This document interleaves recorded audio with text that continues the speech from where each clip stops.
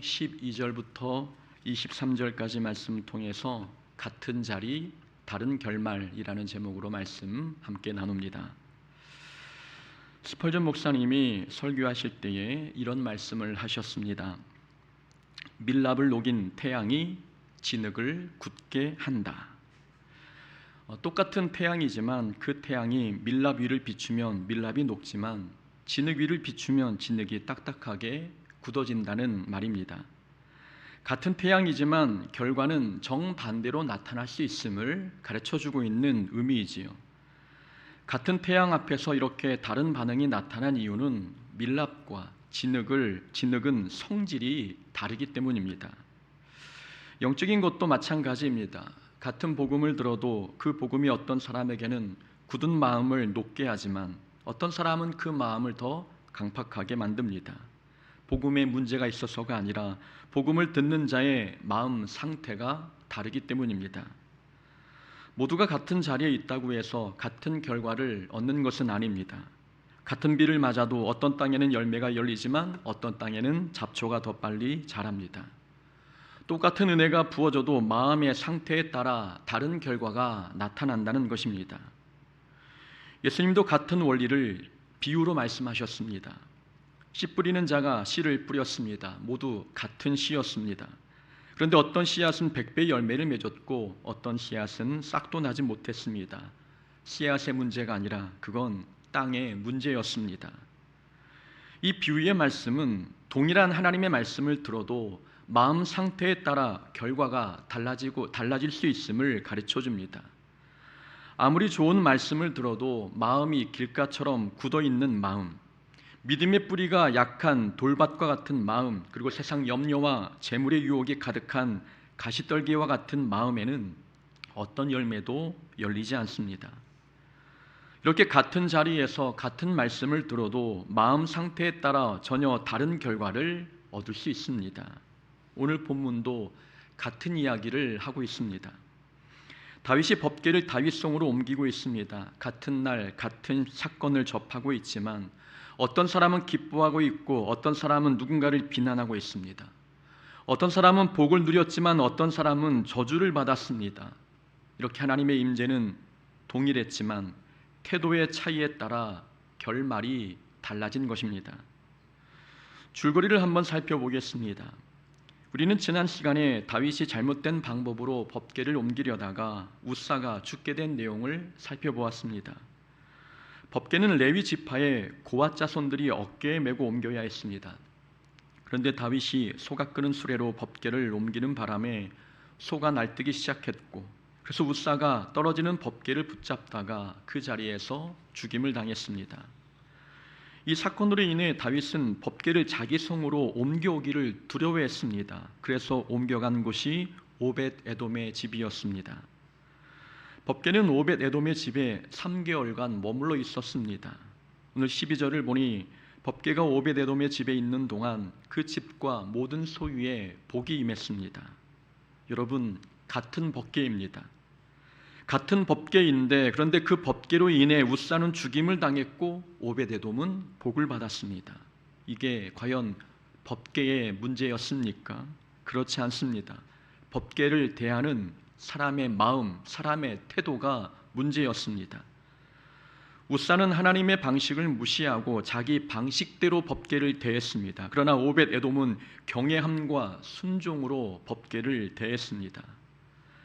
하나님을 대하는 태도에 따라 결과가 달라진 것입니다. 같은 공간에서 같은 사람들과 함께 같은 예배를 드리지만 결과는 다를 수 있습니다. 같은 예배를 드려도 어떤 사람은 매주 은혜를 받고 삶이 변화되지만 어떤 사람은 아무것도 변하지 않습니다. 같은 말씀을 들어도 어떤 사람은 말씀 한마디에 회개의 눈물을 쏟지만 어떤 사람은 마음이 전혀 움직이지 않습니다. 말씀을 받는 마음 상태가 문제인 것이지 하나님이 문제이거나 예배가 문제인 것은 아닙니다. 다윗이 법궤를 다윗성으로 옮기기로 했습니다. 이번에는 하나님께서 가르쳐 주신 대로 고앗 자손들이 궤를 어깨에 메고 옮겼습니다. 궤를 메고 6걸음을 걸었을 때 우사와 같은 사고가 일어나지 않자 다윗은 감사한 마음으로 하나님께 제사를 먼저 드렸습니다. 법궤가 순조롭게 옮겨지는 모습을 보고 다윗과 온 백성들은 환호하며 기뻐했습니다. 다윗은 너무 기쁜 나머지 옷이 벗겨져 몸이 드러날 정도로 기쁨의 춤을 췄습니다. 그러나 미갈은 그 기쁨에 동참하지 못하고 춤추는 다윗을 비난했습니다. 한쪽은 기뻐하고 있는데 다른 한쪽은 불만이 가득해 있는 모습입니다. 그리고 19절에서 다윗은 법궤 운반에 동참한 모든 백성들에게 떡 1개, 고기 1조각, 건포도 떡 1덩이씩을 나눠주었습니다. 이것은 법궤로 인해 복이 백성들에게 흘러가고 있음을 상징적으로 시각적으로 보여준 장면입니다. 하나님의 임재가, 법궤가 들어온 이 하나님의 임재가 백성들에게 풍성한 복으로 이어진 것입니다. 한쪽에서는 이렇게 복을 누리고 있는데 23절에 미갈에게는 저주가 내려졌습니다. 사울의 딸 미갈이 죽는 날까지 자식이 없느니라. 백성들은 풍족한 복을 얻었는데 미갈은 죽는 날까지 자녀를 얻지 못하는 영적 불임, 영적 결핍이라는 결과를 얻었습니다.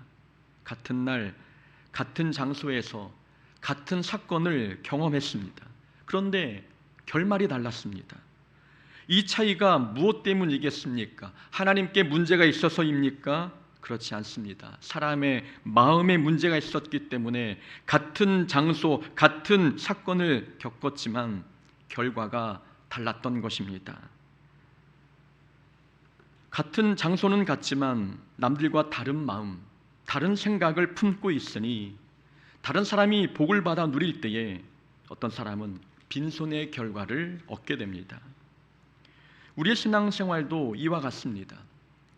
같은 장소에서 같은 예배를 드려도 어떤 사람은 기쁨을 주체하지 못할 만큼 충만한 은혜를 누립니다. 하지만 어떤 사람은 불만이 더 커지고 다른 사람을 향한 비난과 비판이 가득해집니다. 우리는 어떤 사람입니까? 다윗과 같은 사람입니까? 아니면 미갈과 같은 사람입니까? 우리는 예배를 통해 영적 복을 얻고 기쁨을 경험하고 있습니까? 아니면 아무것도 얻지 못하고 빈손으로 돌아가고 있습니까?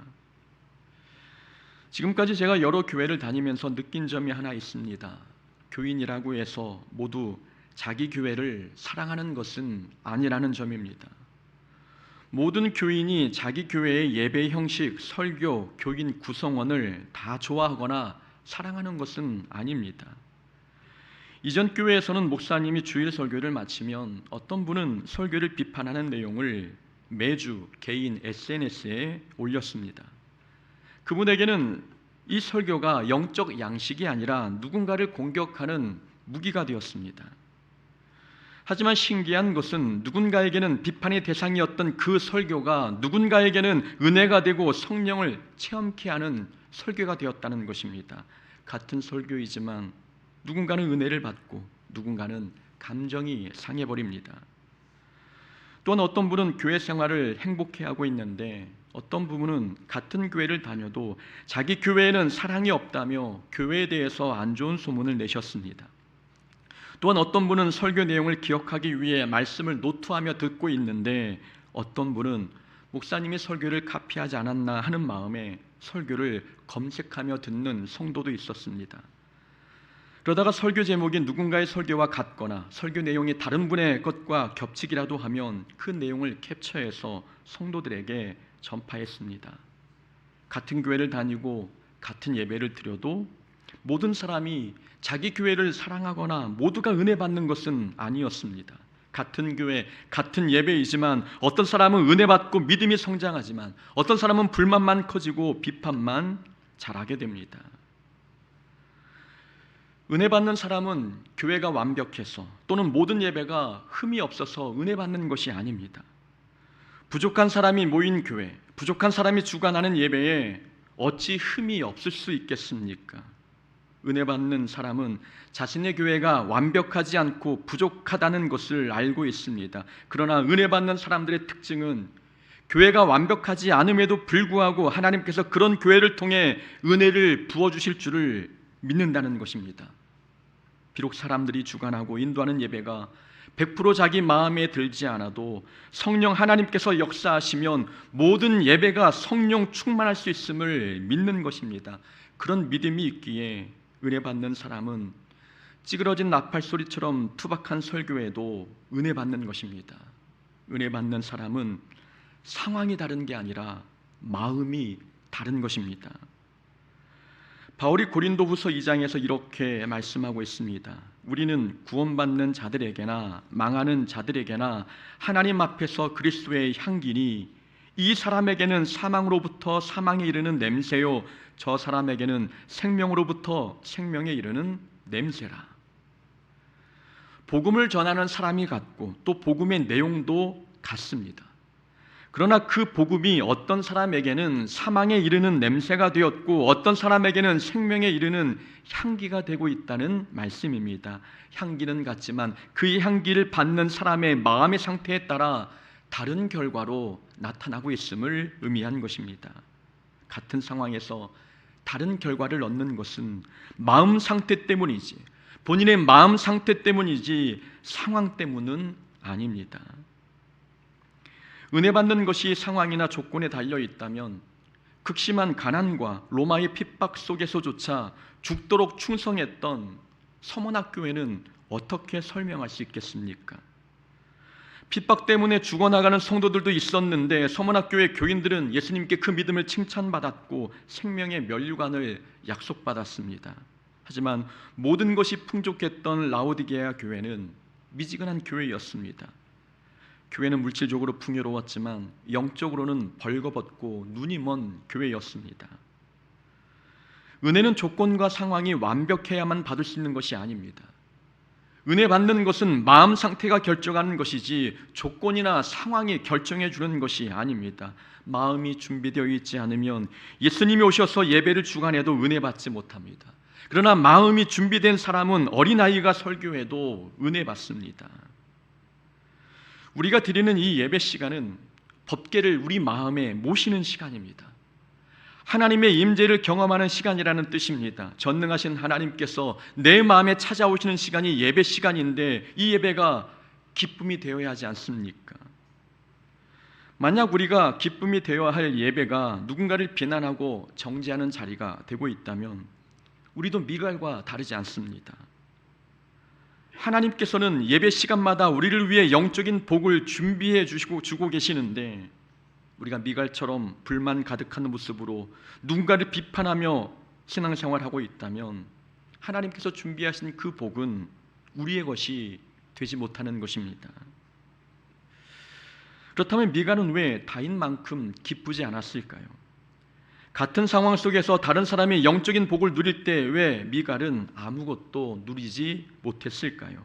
우리는 이 미갈의 실패를 거울 삼아 어떻게 해야 예배의 기쁨을 경험하고 회복할 수 있는지 그 비결을 배워보고자 합니다. 우선 우리의 예배가 기쁨이 가득한 예배가 되려면 첫 번째로 예배를 구경하지 말고 예배에 참여해야 합니다. 예배의 기쁨은 예배에 적극적으로 참여하는 자들만이 경험할 수 있습니다. 예배에 참여하지 않고 구경꾼의 입장에서 예배를 관람하고 있으면 그 예배는 기쁨의 시간이 아니라 평가하는 시간이 되고 맙니다.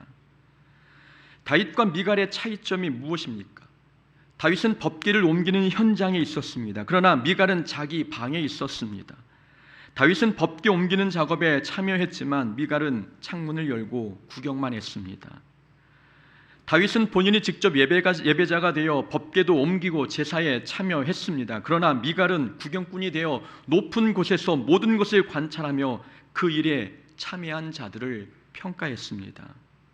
그러니 다윗이 춤추며 기뻐할 때 미갈은 다윗이 채통을 지키지 못했다며 비난했습니다. 미갈이 예배의 기쁨에 동참하지 못한 이유는 그녀는 예배자가 아니라 구경꾼으로 있었기 때문입니다. 우리가 예배의 기쁨을 경험하려면 우리의 예배 생활에 기쁨이 회복이 되려면 우리는 예배를 구경하는 자가 아니라 참여하는 자, 예배자가 되어야 합니다. 예배의 기쁨은 예배자의 모습으로 신앙생활하는 사람들만이 경험할 수 있습니다.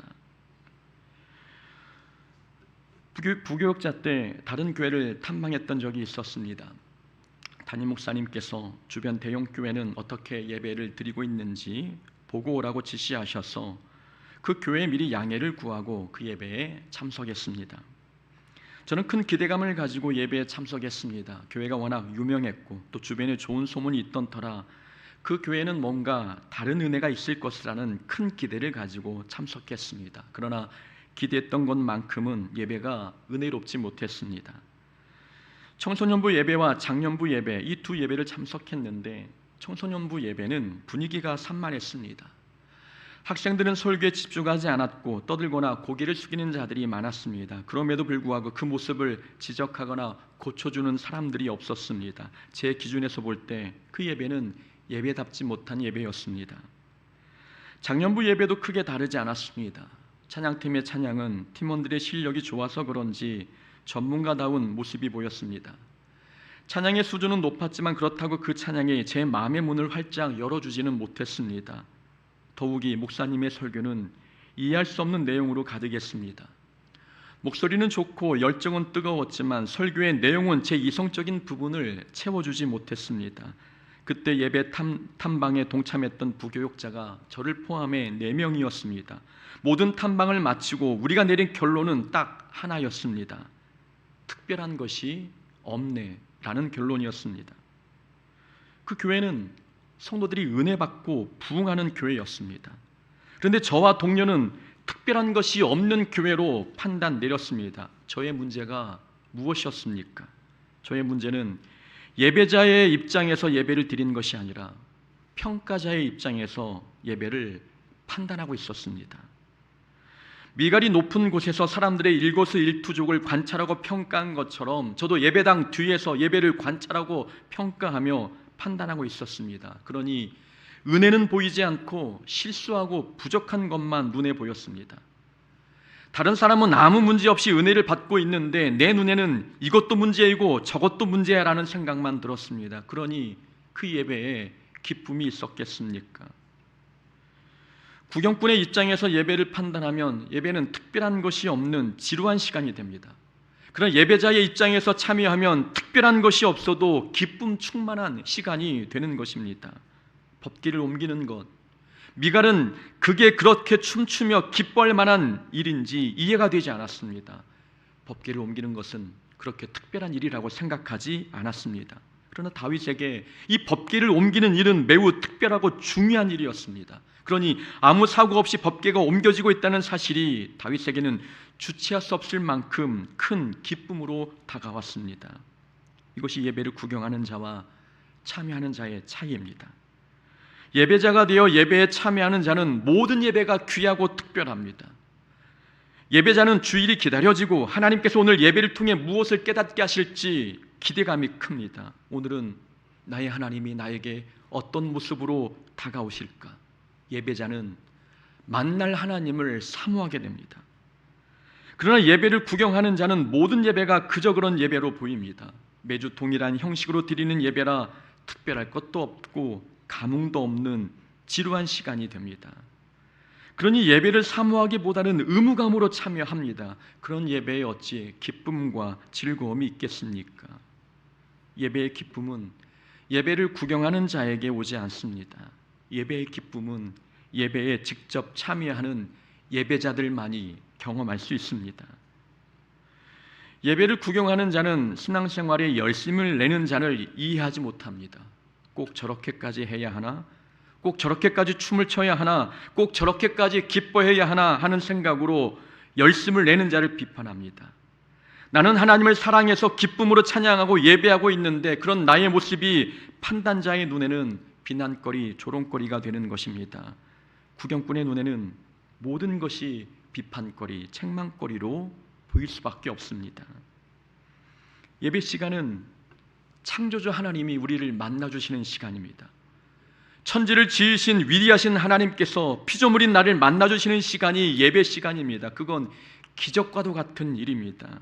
예배 시간은 결코 가벼운 시간도 아니고 우리가 판단할 수 있는 대상도 아닌 것입니다. 이 기적과 같은 예배 시간이 우리에게 기쁨의 시간이 되려면 우리는 구경꾼이 아니라 예배자가 되어야 합니다. 찬양할 때는 전심으로 찬양해야 하고, 설교 시간에는 귀와 마음을 열고 들어야 하며, 예배 후에는 주신 말씀대로 살아야 합니다. 예배에 미흡한 점이 있어도 이런 미흡한 점을 통해서도 은혜를 부어주시는 하나님의 능력에 우리는 감사해야 합니다. 우리가 예배자의 모습으로 예배에 적극적으로 참여할 때 우리의 예배 생활은 기쁨 충만한 생활이 되는 것입니다.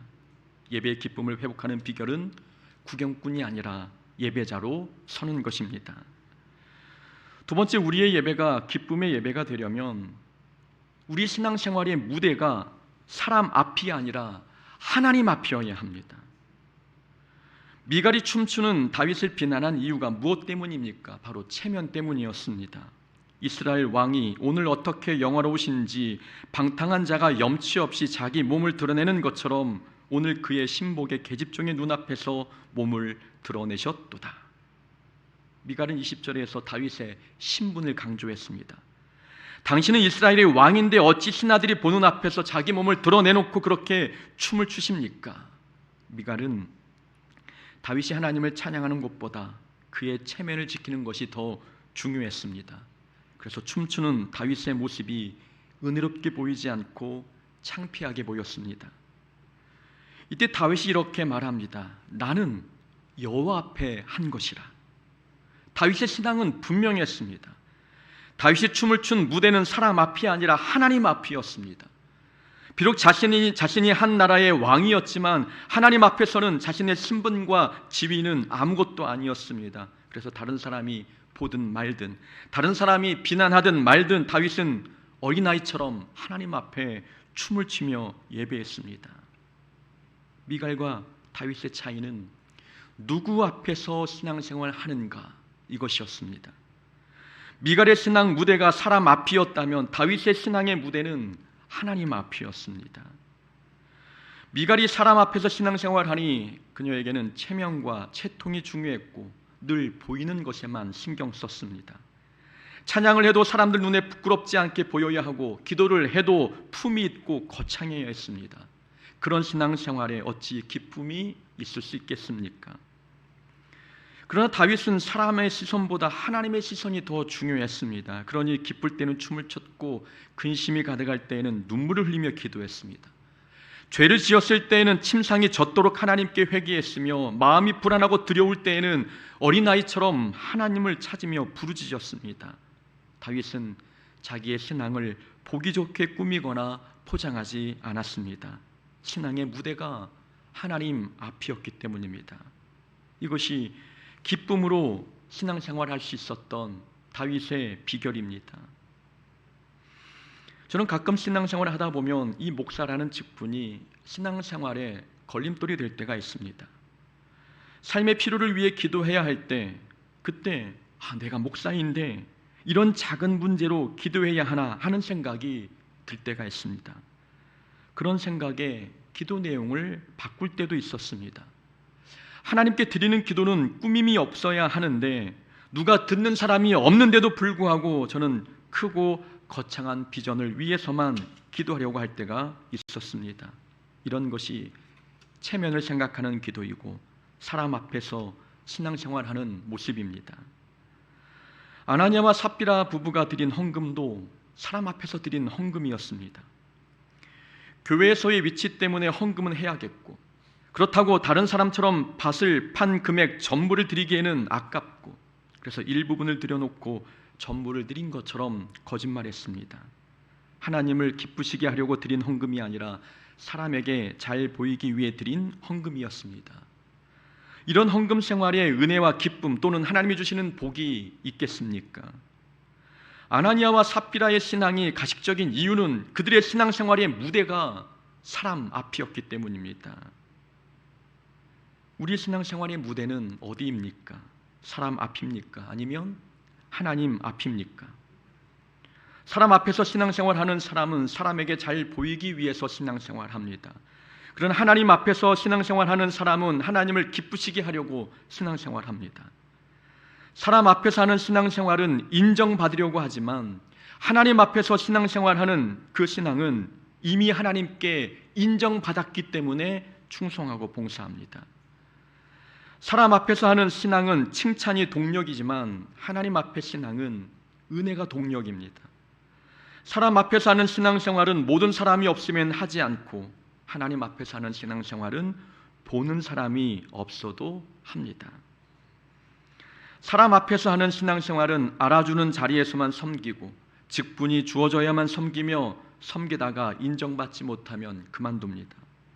그러나 하나님 앞에서 하는 신앙생활은 아무도 모르는 자리에서도 섬기고 직분이 없어도 섬깁니다. 그리고 인정받지 못해도 계속 섬깁니다. 우리는 우리의 신앙생활이 누구의 기억 속에 남기를 원하고 있습니까? 사람의 기억입니까? 아니면 하나님의 기억입니까? 사람의 기억에 남기를 바라는 사람은 화려하고 위대한 일만 하려고 합니다. 그러나 하나님께 기억되기를 바라는 사람은 중심이 바르고 동기가 선하며 결과와 상관없이 정직하게 일합니다. 미갈이 다윗을 비난할 때 다윗은 이렇게 대답했습니다. 내가 이보다 더 낮아져서 스스로 천하게 보일지라도. 다윗의 몸이 드러날 정도로 춤을 춘 것은 이것은 겸손을 의미합니다.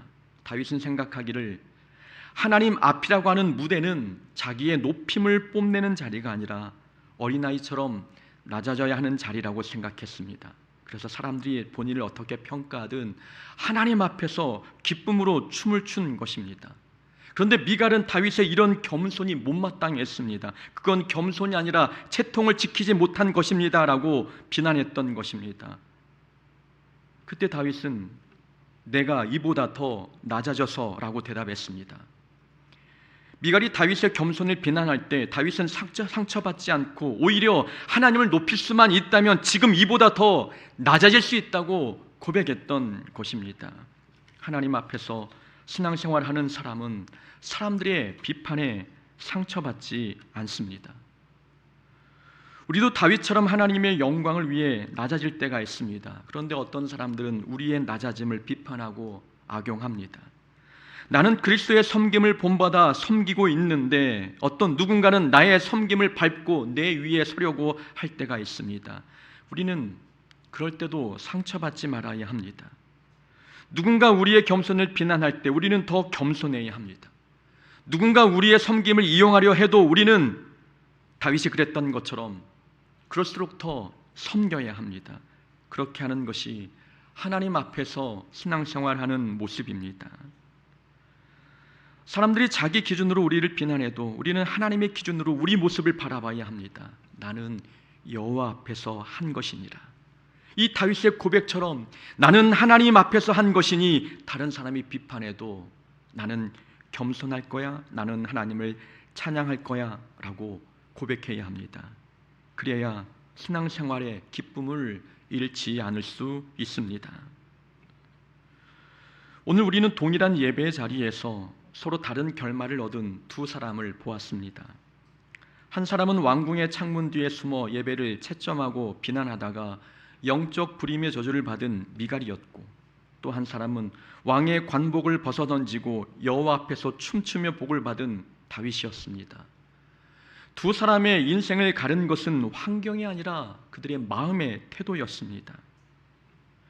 혹시 우리도 미갈처럼 안전한 창문 뒤에 앉아 설교가 어떻다, 예배가 어떻다 평가하는 구경꾼이 되고 있지는 않습니까? 또는 체면 때문에 하나님 앞에서조차 자존심의 옷을 벗지 못하고 있지는 않으십니까? 그런 모습으로는 예배의 기쁨도 신앙생활의 감격도 경험할 수 없습니다. 우리의 신앙 무대는 사람 앞이 아니라 하나님 앞입니다. 그러니 주변의 냉소적인 구경꾼들이 우리의 겸손과 섬김을 비웃어도 우리는 다윗처럼 단호하게 외쳐야 합니다. 나는 여호와 앞에서 한 것이라.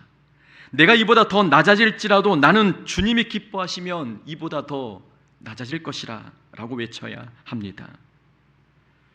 우리가 사람들의 비난 속에서도 하나님 앞에서 기꺼이 낮아질 때 하나님께서는 오벳 에돔의 집에 주셨던 하늘의 복과 또 다윗에게 부어주신 영적 기쁨을 우리 삶에도 부어주실 것입니다. 바라건대 우리의 예배가 다윗처럼 춤출 정도로 기쁨이 가득한 예배가 되기를 소망합니다.